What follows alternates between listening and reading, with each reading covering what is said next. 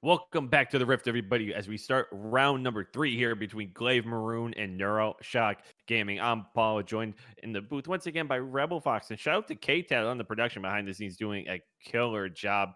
And really, shout out to Chili Mountain here for not only putting on this tournament, but those sweet, sweet graphics. Like I said at the top, never had the chance to be in the Jumbotron before. So that's been a cool experience to say I had that today, right, Rebel?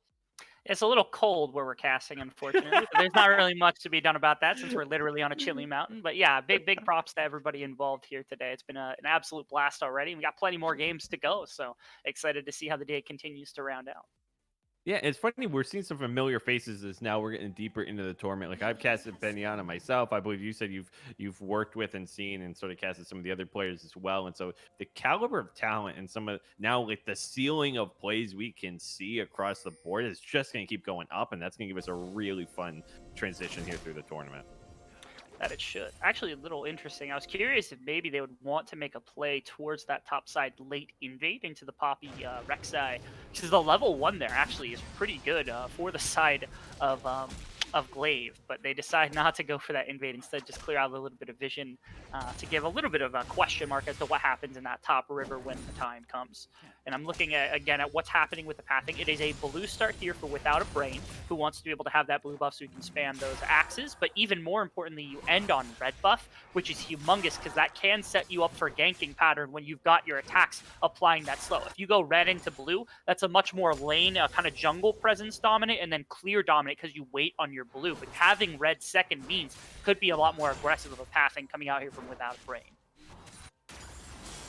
Keep our eye on that. And once again here, I think we might see another action-packed bot line here. We talked about here the power being able to just add everything here, really from both sides. Here's Yuki Bunny and Zenzi. Are we going to push in the lane here? Not a whole lot of trading, though, to speak of just yet. Maybe we'll start to see it as the rest of this plays itself out here. Benyana, though, going to get chunked out a little bit topside.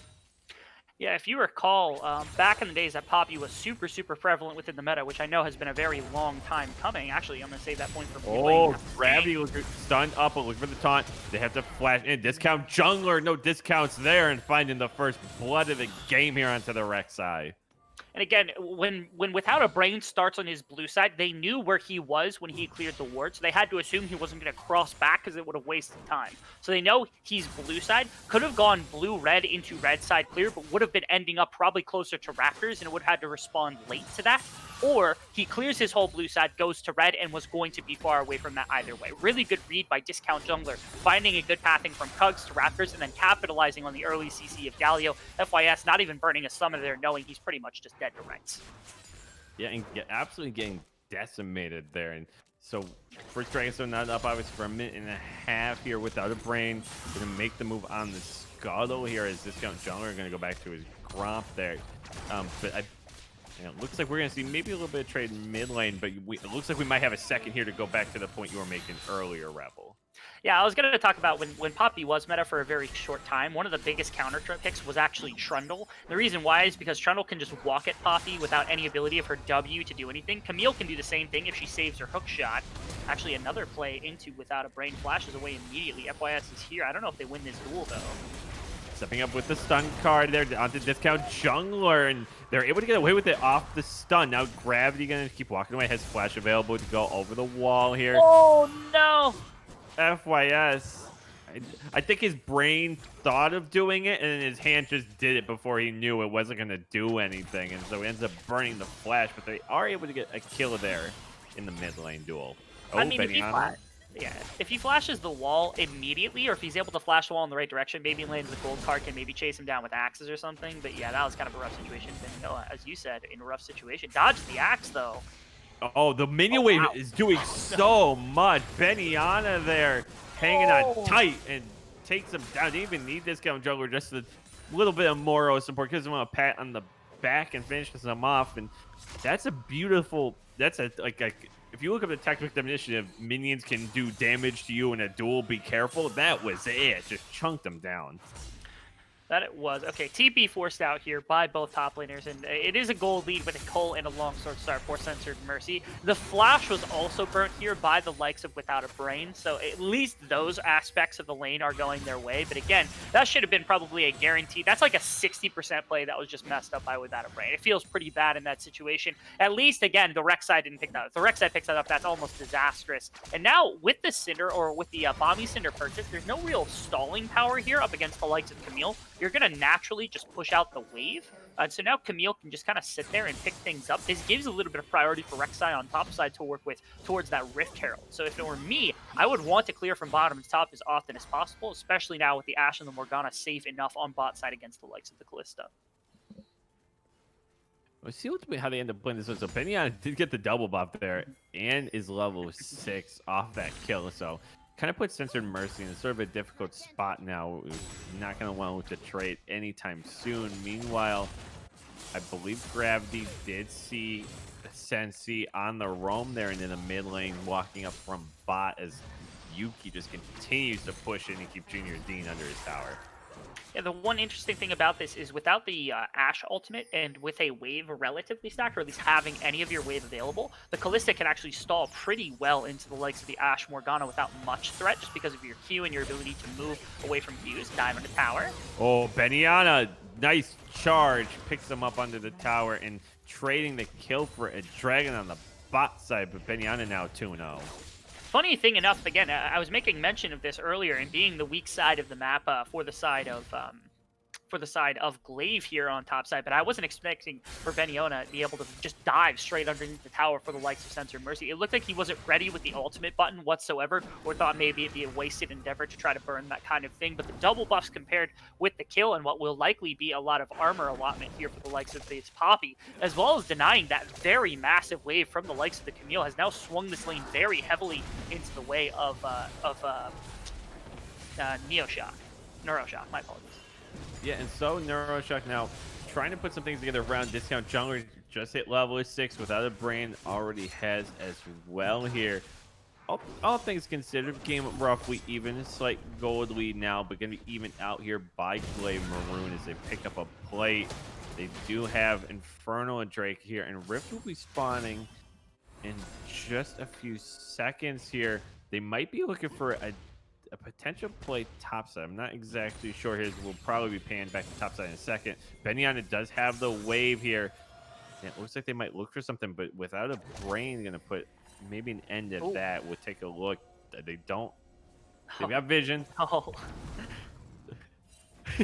Yeah, that was about to be one of those memes where it's like moments before tragedy, but unfortunately, I think if he just don't shoot the brazier, if he doesn't do that, he jumps over the wall and he just dies immediately. So I'm a little shocked that was played by Discount Jungler, but very, very close there for the Olaf to lose his life.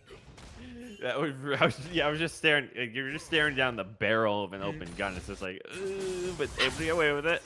All things considered, Beniana now stepping up to look to trade a little bit here. Discount Jungler hanging out. They look for the play on the Fist. Oh, nice moving. I don't think we had highlighted their Fist is working with. Does he have? Okay, he does have Unsealed Spell because I'm like he has Cleanse Ghost, but Unsealed Spell book contributing there. Now, it's NC flat looking to move in, doesn't land anything. And bot side very quiet. There's sort of a handshake there, just to be content to farm up. The Black Shield combined with the Flash coming out here from the likes of the Ashe. And so upsetting am I right now, because Lexiana, you should be maxing that Black Shield. If you max it, you don't burn Flash on Ashe right there, but has the 3 points into Q. That is upsetting to me. I am upset right now, Paul. That is not okay. We won't even get time to address that just yet here. Gravity coming in into the pit. Gravity trying to look for something Without a Brain falling low, but that's a double kill here for Censored Mercy. Looking for a trip, was stunned up and gonna be taken down. Fizz finds the kill, and that's 3 there on the Rift, and ultimately they also get the spoils. when you combine the strength of all three of these, you're going to be able to grab the Camille, the likes of the Rek'Sai, and or my apologies, the likes of the Olaf, and then you combine that with the likes of Twisted Fate. You've got good CC, great damage, the ability to avoid some damage, and even good sustain out of everybody. It's a lot of burst fighting coming out from Discount Jungler, from Bernionia, and then from Gravity. And because those three all burnt everything early on, just get the one kill on likes of the Olaf, they didn't have anything left for the remaining fight. And so now Rift Herald going the way of the Camille, combined with a lot of gold traded back onto the top side, is a really, really good map state here for Glaive, where they seem to have winning 3 lanes at the moment. And not to mention, too, that Camille will have that Cole coming online here in just a little bit. So really playing that. So that longer strategy, we're just going to keep piling on this gold here behind the Rift and that. But yeah, to your point on the bot side, if Lex does go with that shield there, they have a little more trouble. Maybe could be playing this lane a little bit differently, but now they've just, I don't think they've pushed that even to the midpoint of that lane. They've just been stuck under tower the whole game, and Yuki and Zenzi going to be content to keep them there. Yeah, I have things to say about a few different things. Again, you don't really take the Comet in this matchup. You always go with Guardian to protect that black shield as best you can, because it removes the base shield before the black shield to give you a lot of stun. A little bit of a play here from FYS. Doesn't look like they're going to be able to catch the stun. They did it, actually. Oh, solar flare here. Crystal Arrow gonna miss. Gravity running away from the Ragnarok, trying to turn it around. Discount Jungler with the kill. Gravity really, really low and able to walk away there. And going to end up being a 1-for-1. Meanwhile, top side, Censored Mercy maybe looking for something not quite, and they'll back off, but that mid lane 1-for-1 now leading to bot rotating up. That is really, really close. I'm not sure what happened from without a brain there at the very last second, because he had the axe readily available. He had just picked it up and didn't throw it at Gravity at the very last second until it was too late for him to be able to snag the very easy one. And so maybe he just thought he was dead to rights after missing a little bit from the flash of Gravity. Another dive underneath the tower here. Ooh, yeah, Benny and I looking for something that doesn't have the ultimate available. The flash, it doesn't even need it, and finds the shutdown. Yeah, this is a rough lane. This actually reminds me of old school Poppy, where like you can't take damage from anybody but who you ultimate, and so you just run underneath the tower, and there's nothing that they can do to you. That's kind of what it feels like right here from Berniona against Censored Mercy, where he just goes under tower, and it feels like the tower's not doing anything to the Poppy, and the Camille's basically on her own. Now we can see attention turning here for Glaive. Maroon here onto the Dragon. They were, despite losing out on top side, they have priority there on bot side. Unity and Lex just have nowhere to play with this. Gravity is only just returning to lane. Beniana, though, able to finish off the tower and get first brick, but at what cost here? Gonna push Censored Mercy into the wall. Does not have ultimate available. Discount Jungler coming along here, looking to turn this, and unstoppable FYS had the heal there. Oh, and the turn, finding the kill here. Censored Mercy. Wow, hanging in there, playing it slow, playing it steady, and ultimately getting out of dodge. Now, runs into Gravity over the wall here, still hanging on. Chunk down. Gravity leading to kill off the Proto Burst here, and Fizz picking up a kill of his own. And with that, Beniona is kind of thrown off the map. Without a brain, there's been a couple of brainless moments here, unfortunately. So kind of living up to the name to some extent. Hasn't been horrible, but my goodness, a couple of the kind of oof moments for him. Really unfortunate, I think, that Censored Mercy died, because with that Rift Herald, they definitely push down tier 1 and probably get a charge off into tier 2 after this play, because Berniona was pushed so far back. But because she went down trying to get a kill onto the likes of the Galio, getting brought down by that Proto Belt means that they can't push super heavily onto the top side and punish nearly as bad as you would have thought. Still a good fight 2-for-1, and we're able to respond with a Dragon on the bottom side, getting their second game, but still could have been a little bit better.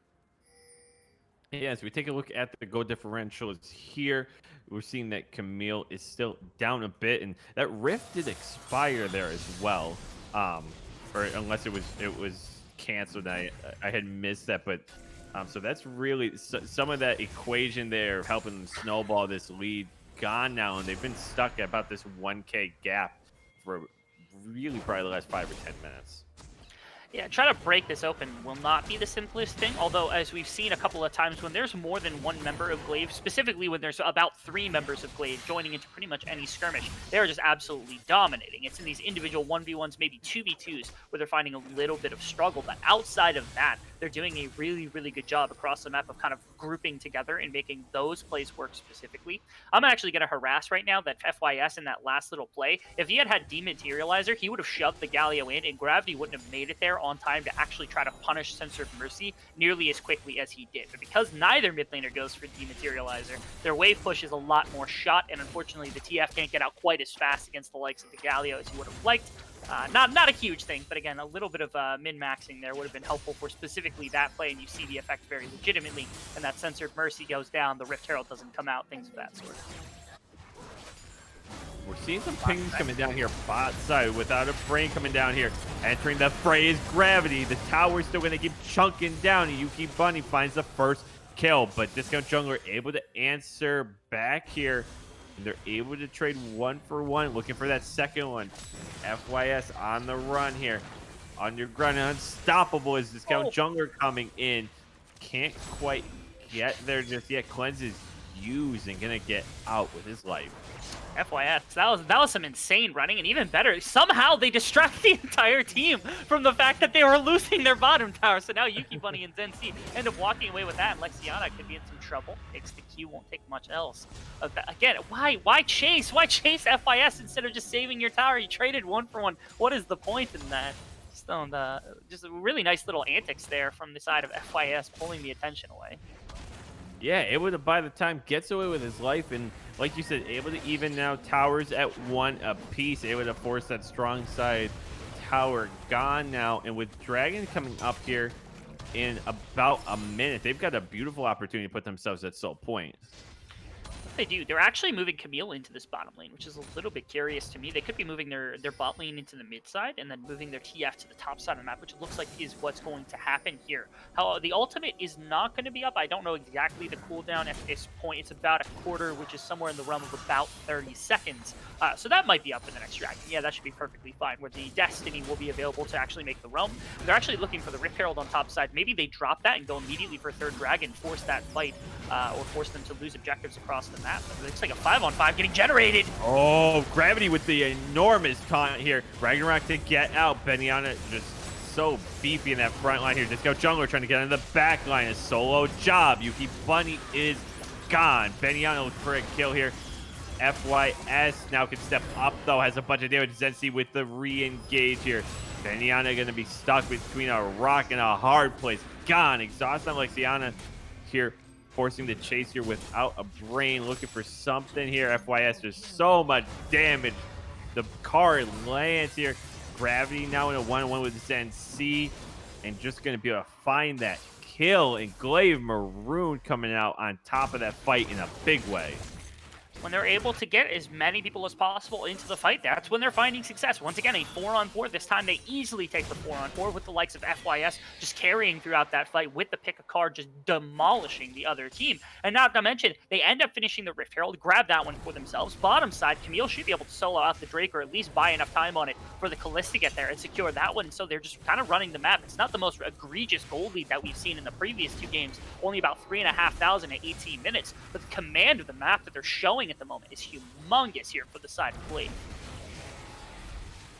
And if we were to generate sort of a converter of gold lead to elo that you're in, this 3K gold lead probably feels like a 5 or 6K gold lead in some of the lower elo or something. So like, you know, the translation there to your point, yeah, this is just giving them such a command of the map. They're able to turn these fights in such a great way that they're really setting themselves up here to keep winning any of these exchanges they're looking at.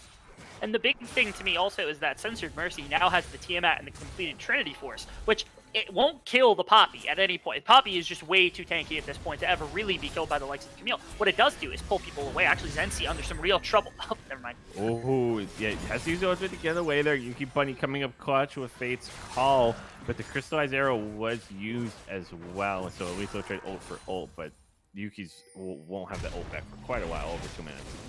No, it won't, but it's not that big of a loss. The bot lanes have been relatively kind of quiet throughout the game, so it's not burning your ultimate is going to make the most big deal. You just kind of can't play for the next 2 minutes around something like that. But again, back to the previous point, the Camille being able to drag either the Galio or the Poppy over to a side lane for a team that really desperately wants all 5 of the members there to try to contest against this squad is humongous. If they're looking for something, maybe they do need to separate this back out into just a pure laning phase where maybe the Ashe can try to make aggression into the Callista, maybe the likes of the Galio can try to put pressure into whoever he's against, either one of the solo laners. But again, if you're playing the 4-1 the way that Glaive wants you to, you're going to be in a very bad position where either your Galio will be too far away to ultimate, or your Poppy will not be in the fight at all, barring a really good teleport to come through.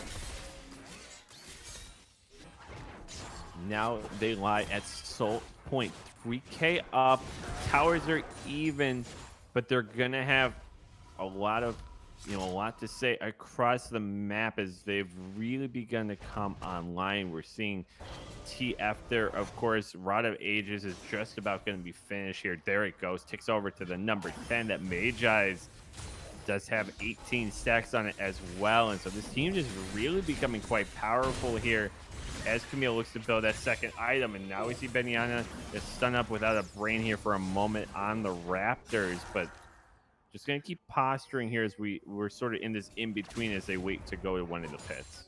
And the Rift Herald's still available here for the Olaf. So now the question is, what do they want to try to do with the rest of this Rift Herald? It only has about a quarter of the timer left on it. Do they try to push down either top or mid tower? Do they go kind of commit to a pure siege up into a composition, like what we're seeing with the Ashe and the Morgana, especially the Galio, who can zone so well, the Poppy, who can zone so well? Or do you try to wait for the next dragon to come up? You have about 2 minutes and try to maybe slow play for a wave or something. You try to stall out as long as you can on the Rift Herald to pull attention away from that side of the map and try to generate it as a powerful side where you could do that with the way Camille is posturing at the moment, but that might be a little bit tough in the incoming moments. We'll see kind of, I'm curious what they choose to do with it. It looks like they're actually going to commit to mid play and just siege up with it. Yeah, and here comes the Rift Herald. So they have 4 in lane. Gravity's up top, but can join the fight with the hero's entrance if he so chooses. Rift Herald, though, not even going to get a charge off on the second tower. They'll just find that mid tier 1. Yeah, it ends up being the non-commitment here from Gravity to move towards the mid lane. So they just lose mid tower, which is big for the upcoming fight around the dragon, since now mid and bot tower are pushed. So you can move up a little further into the opponent jungle if you're on the side of Glaive, although you didn't lose that much on the side of NeuroShock. You lost the mid tower, which probably would have gone down in a siege anyhow, without your Galio around at least to try to force something. So I suppose their thought was, we can lose this, even though we'd probably lose it eventually anyway, and then just try to reset across the map, get our players as much gold and items as we can for this next fight, for what will be the Rift Soul. They could also just give it if they wanted to. It is Cloud Soul. It doesn't make that big of a kind of effect on the game, but it is still a soul that you're giving away. It's a lot of flat power that you're just granting to the other team. And so now we'll be seeing here, and like you said, they sort of have their options available. They already burned Rift in the mid lane here. Next dragon comes up in about a minute here. 4K gold lead, and we'll put them at soul point. So we have to see an answer, I would think, from NeuroShock. You can't just freely give up a soul here. Really enjoying. I mean, I guess you could, but probably not something you want to do here. Destiny going to be procced from the TF. Now they're going to put pressure on the top side of the map here. FYS moves on to Gravity. Yuki Bunny along for the ride. Gold card finding the stun. And Sonya's just going to delay the inevitable, and they're able to find the kill. And they're going to go right under the Baron actually here and opt to kind of potentially go for a 2-for-1 here. Yeah, they actually showed this with Camille not moving from the bottom side. You actually still have pressure down there, and look at this damage that they've got. Consistent DPS from the Olaf, the Twisted Fate, and the Callista, as well as the Ren. Make this too easy to grab. In fact, they got the Baron before the Dragon was even secured on the side of NeuroShock. That is humongous. How are they only at 5,000 health? If they had taken it immediately when the Galio was getting aggressed against, they could have walked back up and looked to challenge for the Baron, but instead, they just get completely out-muscled on the map, out-tempoed, and they're really on the back foot. Full resets already come out for every member on the side of Glaive, save for the 2 that you're seeing right here after the red buff steal. And they're going to be equal in those back timings as well. This is just demonstrously horrible for NeuroShock. Yeah, and so the thing for me, at least, seeing that, it's like you have I can't remember the last time I saw just 5 people at the 20-some minute mark just standing idly at a part of the map. Yeah. Like for me, that was a clue. Like, hey, wait a second. If you're always standing there, you know something's happening somewhere. They're Well, in the pit, and like maybe sure you don't want to challenge it, but you probably look at that 5v4. At least you have to look at it. yeah, I mean, your choices there were either, okay, you could try to take Dragon, contest a little bit, look for pickoffs after the Baron is done, maybe go for the Camille pick on the top side, try to get some pressure in the side lane to make sure the Baron doesn't do damage, or you go immediately contest at the Baron where it's a 4v4, the TP could come in from Sensor Mercy, but he's not that powerful, and you have a very powerful front line with your Poppy still around, but they just did nothing. They just kind of sat there and eventually took their Dragon, but that's about it. And now they're gonna have to deal with a 3-on-4 on the bot side. But now here comes the closeout. Galaxy and Beniana here. 4-on-5 awfully quickly. Yuki playing just a ton of damage, but is it enough? Hero's entrance here. Gonna try and help out Discount Jungler, but here comes Sensor Mercy without a brain finding a kill here. Beniana in trouble along with Gravity. Zhonya's again delaying the inevitable. Beniana gonna be taken down here in due time. That beefiness of Poppy. Goodness gracious. That's an ace, though, and they're going to walk into the base. And that's inhib minimum. There is about 15 seconds till Ashe comes up, so they could probably do some damage to Nexus turrets as well, minimum, if not just take the game here. That's just off the back of it. You had opposite divers where you've got Camille and Olaf on one side versus like the looking to end on the other side. Yeah, they're just looking to end. I think they just do here too. They're too strong. Unless the minions can't get under this tower, they're kind of slow playing a little bit. There's 3 members. 5-on-3, but the Nexus is going to get chunked down in a really commanding performance there, and Glaive Maroon is moving on.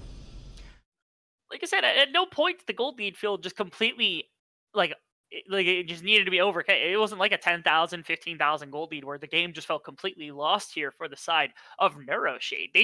They fell completely passive out of nowhere when it came to that like one like Glaive just called them to. They're like, okay, we'll take Baron, you take Dragon, and they're just like, okay, and then they took it after the Baron was done. Like at that point, you had already lost the game. There was no coming back from that point because your indecisiveness had just completely taken your legs out from under you there. Yeah, sort of a surprising turn of events there because throughout the game we really had seen them for the most part by and large playing it really well. I mean, we saw Beniana trading and winning a lot of those one-on-ones on top side. Discount Jungler, I felt like had a really strong performance at least in parts, even if the wheels sort of came off at the end. But yeah, they were never able to put things together. And uh, man, that bot lane. I'm just looking back now, like 0-2-0-2, and like I swear I don't even think I called their names the whole game. They sort of just bogged them down under tower, and Yuki and Sensi had full command. Yeah, I'm so confused about that particular aspect of the game plan where discount Junter, like it makes sense to get early pressure for the Poppy because then you can take what should be not a great lane where like the Camille can trade really well, has some true damage, can even go Blade of the Rune King if you really want to go super hard lane dominance up against the Poppy, and you get enough armor, you get enough health fast enough, which is really, really nice. But you kept going there. You kept overforcing the issue on top side, losing to the likes of the early game Olaf, the very powerful CC heavy Twisted Fate that ended up with look at the amount of damage he was able to accomplish on the likes of the Twisted Fate.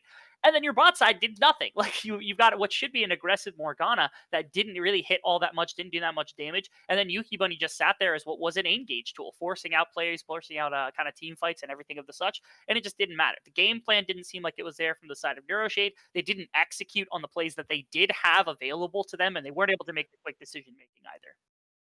And we never really saw that combo come together what I expected there between Discount Jungler and Gravity. Every time they went for it, it seemed like Gravity just never had quite enough, and they never had the backing of a little more power. I mean, sure, Beniana's going to sustain for a while, but they just never had that burst potential roam up to any other part of the map.